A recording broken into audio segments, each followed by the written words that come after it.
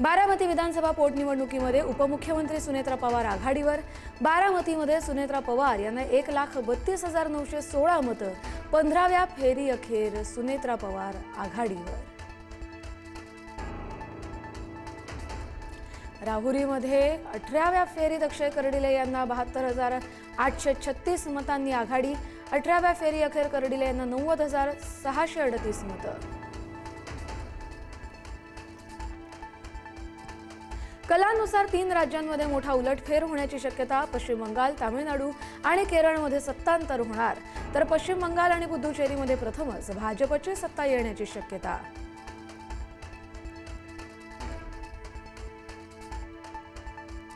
पश्चिम बंगालमध्ये खेला होवे, ममता दीदींचं स्वप्न भंगणार। भाजपला ऐतिहासिक बहुमत, तर इतिहासात पहिल्यांदाच पश्चिम बंगालमध्ये भाजपची सत्ता येणार।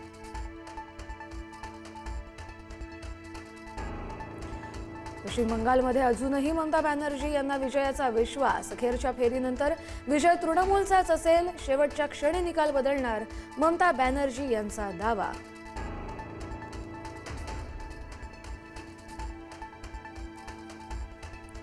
पश्चिम बंगालच्या बाकुरामध्ये मोठा राडा। तृणमूल आणि भाजपचे कार्यकर्ते आमने सामने।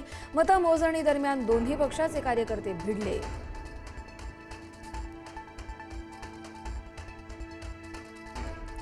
पश्चिम बंगालच्या आसनसोल मतदारसंघात राडा। भाजप आणि तृणमूलच्या कार्यकर्त्यांमध्ये हाणामारी, खुर्च्यांची देखील तोडफोड।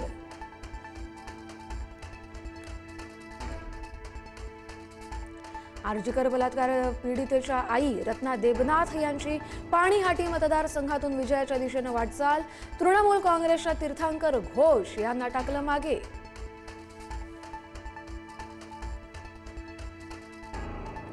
अभिनयाचं क्षेत्र सोडून राजकारणाची वाट धरलेल्या थलपती विजयची ऐतिहासिक कामगिरी। द्रमुक आणि अण्णा द्रमुकला मागे सोडत गाठलं शतक। तामिळनाडूत सत्ता बदलाची वाटचाल।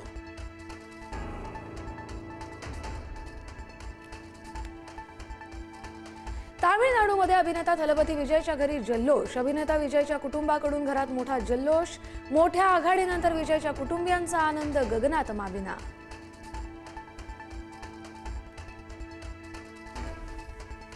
देशातून डावे हद्दपार होणार। केरळमध्ये काँग्रेस प्रणित UDFची आघाडी।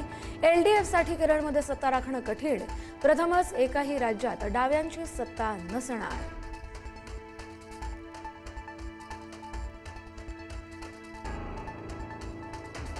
आसाममध्ये भाजपनं गाठला बहुमताचा आकडा। 126 पैकी 98 जागांवर भाजपला आघाडी।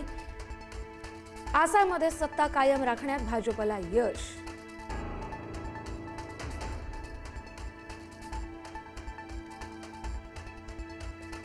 तर आसाममधून काँग्रेसच्या गौरव गोगोई यांचा पराभव। भाजपच्या हितेंद्रनाथ गोस्वामी यांच्याकडून गोगोई पराभूत। आसाममध्ये भाजपचा बोलबाला, काँग्रेसला मोठा झटका।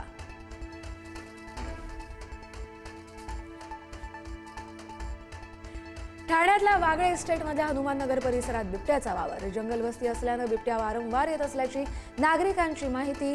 प्रशासनाकडून बिबट्याचा शोध सुरू।